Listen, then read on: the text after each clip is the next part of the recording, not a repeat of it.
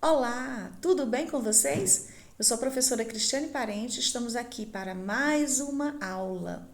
O nosso tema de hoje é métodos e técnicas no ensino de história. Vamos lá? Por que ensinar história? Essa é uma pergunta que muitos se fazem, né? Por que eu ensino história? Por que eu devo ensinar história, né? E alguns alunos também nos perguntam, por que eu tenho que estudar isso? E se a gente considerar que qualquer conteúdo que possa lembrar a disciplina de história, a gente vai sim conseguir responder a esse aluno sempre que ele fizer a pergunta: por que eu devo estudar isso? Tá? História é muito interessante, tá bom? Desde que a gente faça desse conteúdo, desse ensinar história, seja maravilhoso.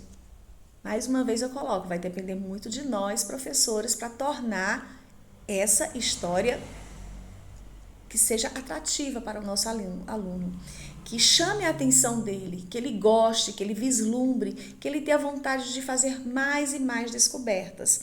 Então, só lembrando, vai caber sim, sempre a nós, professores, essa missão de fazer com que o nosso aluno goste de estudar história. Aí a pergunta, por que ensinar história? Tá? Ser membro de uma comunidade humana é situar-se em relação ao seu passado ou da comunidade, ainda que apenas para rejeitá-lo. O passado é, portanto, uma dimensão permanente da consciência humana. Segundo Hobsbawm, isso vai nos ajudar a responder por que ensinar história. Tá? Então, gente, a relação do passado ela está muito presente nos nossos dias, na atualidade. Tá? Eu não posso vivenciar o presente sem lembrar que nós tivemos um passado. E esse passado é muito importante que se faça presente nos nossos dias, tá? Porque é ele sim que vai ajudar, certo? A gente descobrir o porquê de cada acontecimento. Esse conhecimento, gente, segundo Mark Bloch, é um acontecimento, tá? Que parece inútil. Ele parece inútil, assim, a princípio. Mas o atual não vai se repetir no acontecido.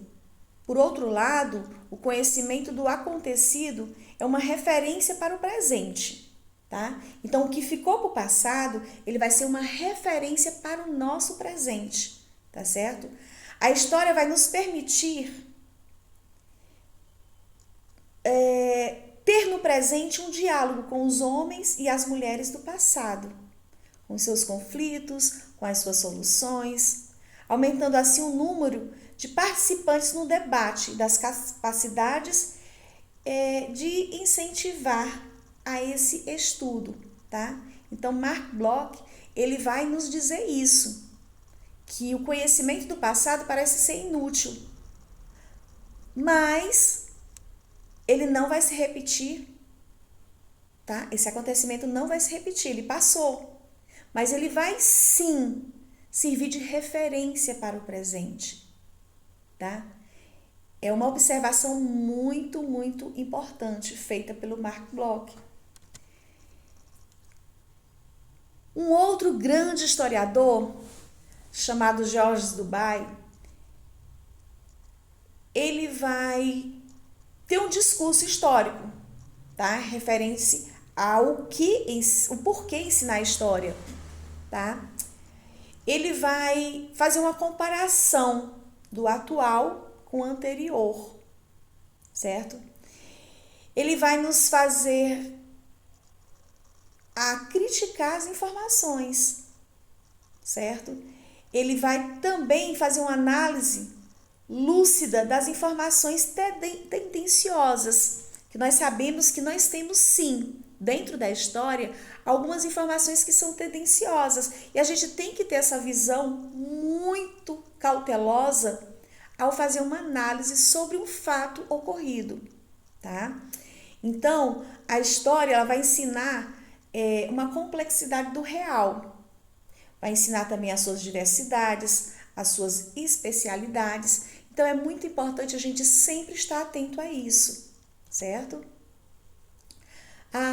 Já Lucy Felber vai dizer o seguinte, que o historiador faz a história, que o presente tem necessidade de organizar o passado em função do presente e que se poderia chamar a função social da história, tá?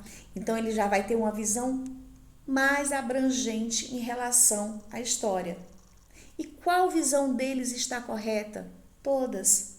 Cada um desses historiadores tem a sua visão a respeito do porquê ensinar história. Nós vamos ver, certo? No artigo 246, tá? Do Conselho Federal, que ele diz o seguinte, que no parágrafo 1º, certo? O ensino da história do Brasil levará em conta que contribuições das diferentes culturas e etnias para a formação do povo brasileiro. Lá no artigo 26 da LDB, também no parágrafo 4º, o ensino da história do Brasil levará em conta as contribuições das diferentes culturas e etnias para a formação do povo brasileiro, especialmente das matrizes indígenas, africanas e europeias, tá? Então, assim, no porquê ensinar a história, vamos ser mais específico na nossa história do Brasil. Nós sabemos que tivemos povos, no período de colonização, tá, do Brasil, em que eles tiveram uma grande importância. Povos esses que tiveram etnias indígenas, tá? Etnias africanas e europeia. E cada um desses povos trouxeram consigo a sua cultura, a sua diversidade. E isso para a nossa história tem sim uma grande importância. E hoje a gente vai se deparar com leis que vão amparar o ensino dessa história dentro das salas de aula. A obrigatoriedade desse ensino.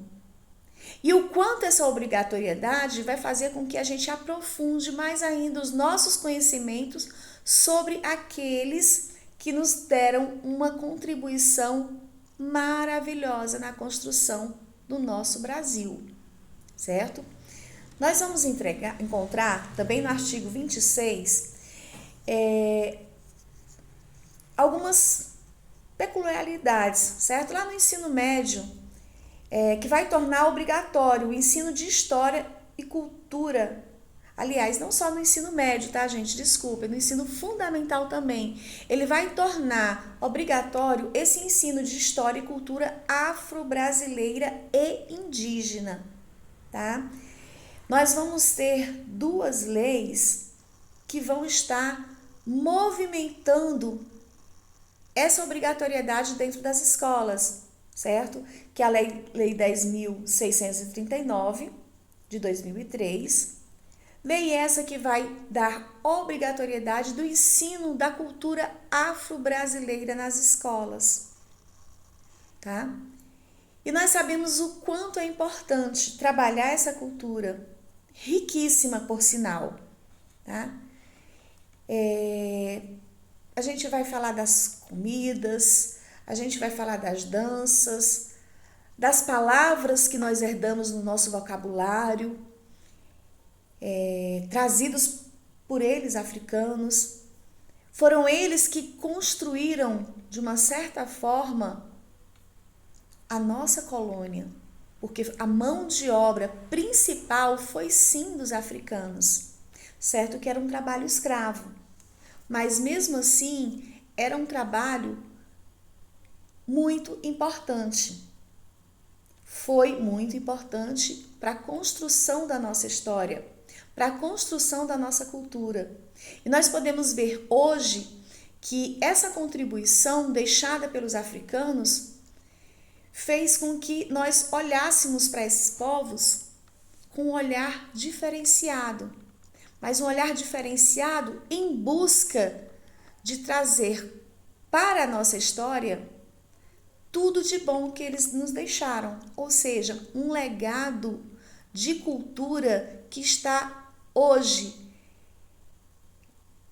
enraizada em todos nós brasileiros, certo? E também não podemos deixar de lado, e também de grande importância, a cultura indígena, certo? Que foram os nossos primeiros habitantes na nossa terra, do nosso Brasil, tá? Foram os nativos com os quais os europeus se depararam ao chegar aqui no Brasil.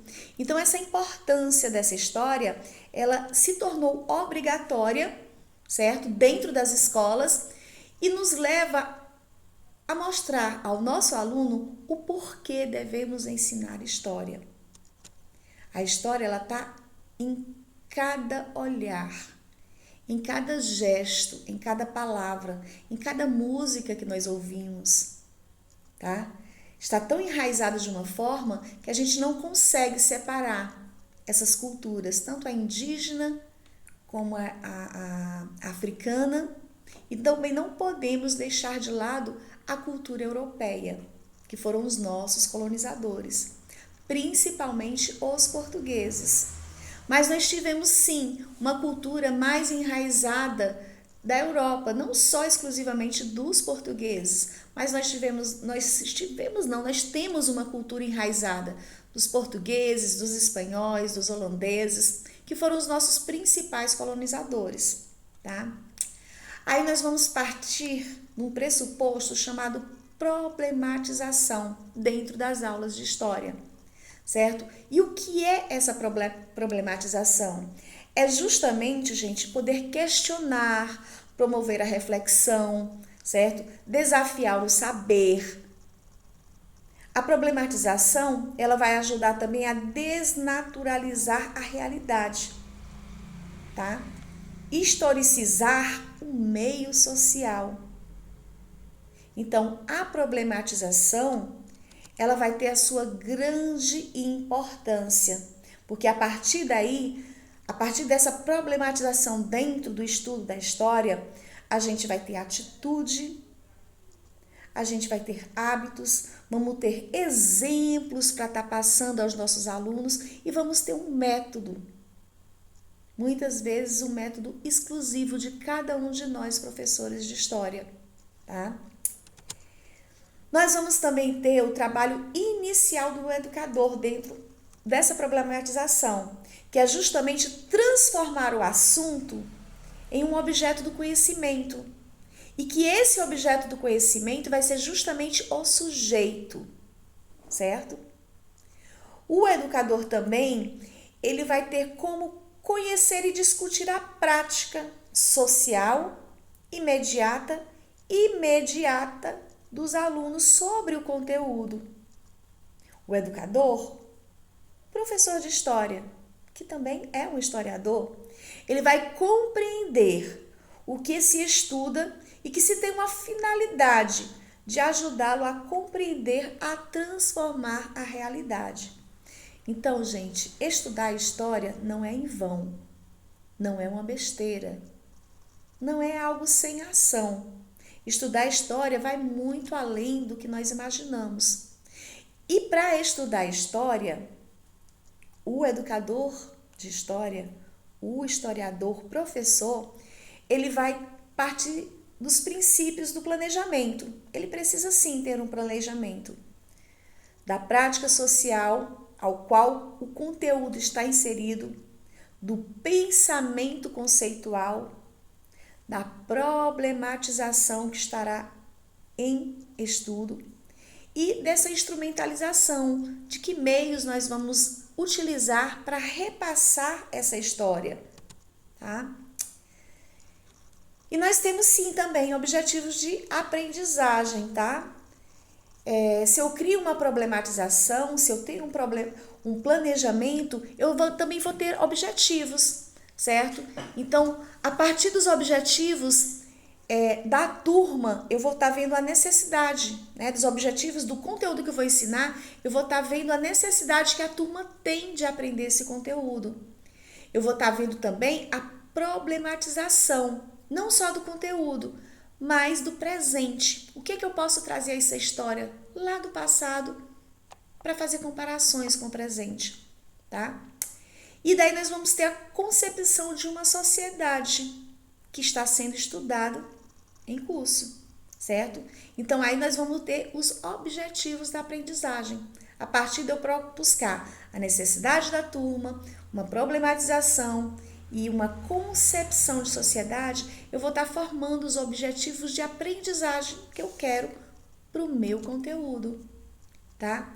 E esses objetivos, eles podem ser conceituais, atitudinais e procedimentais, tá? O que significa esses objetivos procedimentais? Ele vai significar realização, ou seja, aprender na prática. Ele vai fazer com que se exercite constantemente. E ele vai fazer também, ajudar também a fazer uma reflexão sobre a ação estudada em pauta, tá? Já os objetivos atitudinais, ele vai trazer valores, os princípios ou ideias éticas, tá? Ele vai trazer atitudes, que são as tendências ou as predisposições mais ou menos estáveis das pessoas para atuar em determinada maneira, certo? Ele vai fazer com que esses objetivos, eles tenham normas, padrões, regras, tá? E nós vamos ter conteúdos que a partir dessa problematização, desses objetivos, quais conteúdos, quais temas, quais processos históricos, quais conceitos serão estudados para compreender o problema do presente. Vocês estão vendo aí que para dar uma aula de história, para ensinar um conteúdo de história, a gente tem que seguir todos esses passos para que nossas aulas sejam bem entendidas pelos nossos alunos. O quanto é importante um professor de história estar bem preparado? Sim, essa preparação para o professor de história, ela é de grande importância, tá? Ressalto que primeira e segunda aula nós estamos falando exclusivamente de professores de história. Nas próximas aulas estarei falando dos professores de geografia, mas a gente pode sim levar cada um desses pensamentos do professor de história para o professor de geografia também, certo? Mas eu preferi me direcionar especificamente aos professores de história, primeira e segunda aula, para que nas próximas aulas a gente possa se dirigir especificamente aos professores de geografia. Mas só lembrando que uma disciplina puxa a outra, que uma depende da outra, que uma é tão importante quanto a outra, ok?